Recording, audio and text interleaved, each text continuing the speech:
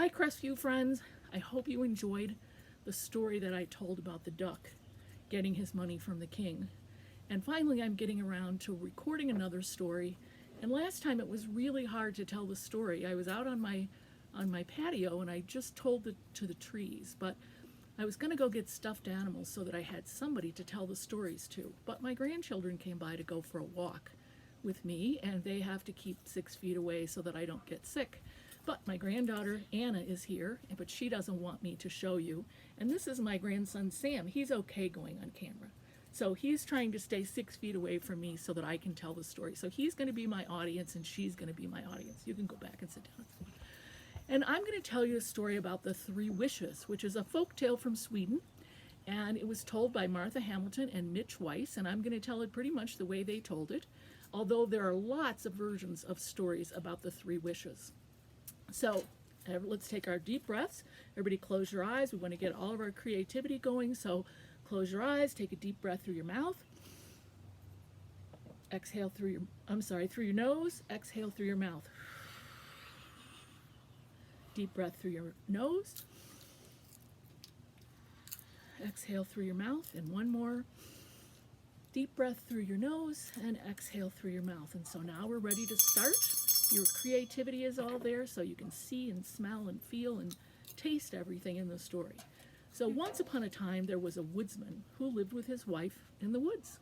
And he chopped down trees and sold the wood along the road to make a living. And they never seemed to make very much money. They were always trying to farm a little bit, and they just didn't have enough money to really get much food at all. So they lived very poorly. Their children were grown, so it was just the two of them.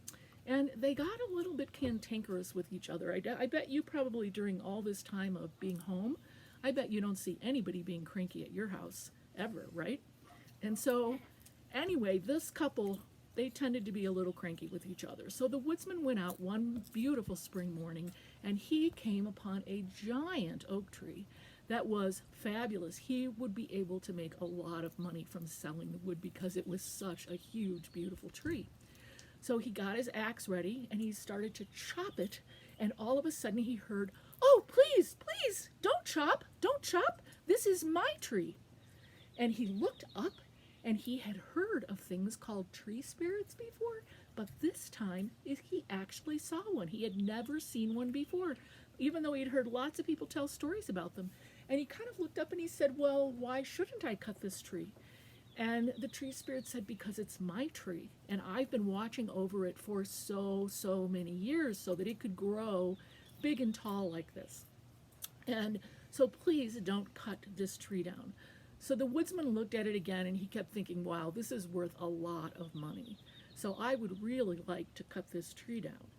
But then he thought about it and he said, I guess if it's this big and the tree spirit has watched over it all these many years, that I should just leave it alone. So he said, "Okay, tree spirit, I will leave it alone and I won't cut it down, so you can continue to take care of it." And the tree spirit said, "Oh, thank you so much. That is so very kind of you. You know what I would like to do to repay you? I would like to give you and your wife 3 wishes. Any 3 wishes you have, I will grant them. And just to say thank you for saving my tree." So the woodsman couldn't believe his luck. He went running home and he said, "Wife, wife, come out, come out. I just saw a tree spirit and the spirit gave me 3 wishes." And the wife is like, "What have you been drinking? Have you been in the sun too long? Did you eat some plants in the forest? What are you talking about 3 wishes?" And he said, "The tree spirit told me that you and I could have 3 wishes and they would be granted." So he said, "We could have a mansion, we could have jewels, we could have pots of gold, we could have anything we want, times 3. So she said, "Oh, that's just silliness. I have never heard of anything, and that's just, I don't know, I think you need to come in and lie down, that maybe you have some sort of illness." And he said, "No, really." And she said, "Well, then why don't we get some food that we don't ever have?" She said, "All we ever eat is potatoes. We never have anything else." And she said, "So why don't you wish for some good food?" And he said, "Wow," he said, "I am so hungry, and you're right. I would love to have something really good to eat. In fact, I wish that I had a giant sausage." And boom! appeared a giant sausage. It was huge. It was taller than the man, believe it or not. And it looked delicious. And the wife just jumped back and she said, "Oh my gosh, you are a fool. How could you wish for a sausage? We could have had pots of gold and bought as many sausages as we want, and chickens and ducks and pigs. We could have anything. So how could you wish for a silly sausage?" And he said, "Well, I just started thinking about being hungry, and that's just what came into my mind. But this is a giant sausage, we do have to say." And she said, "I cannot believe how stupid you are. You are just not at all smart. I cannot believe you did that." She said, "You know what? I just wish that sausage were a part of your nose."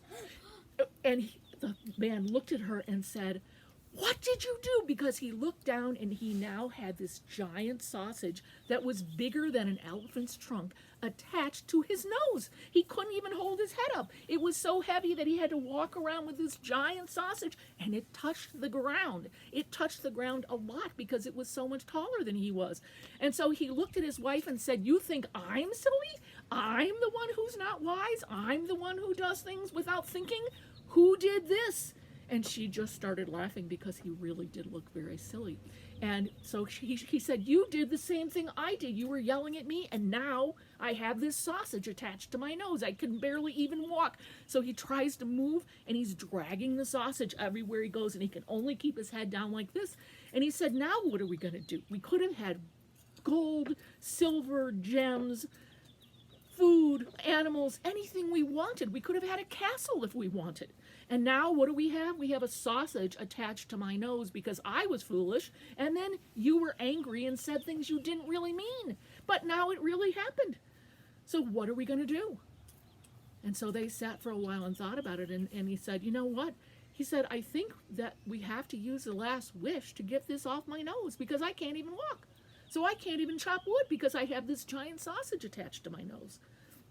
So the wife thought about it and she said, "But we could have silks and beautiful clothes, and we could be wearing jewelry. If only you would just allow us to wish that.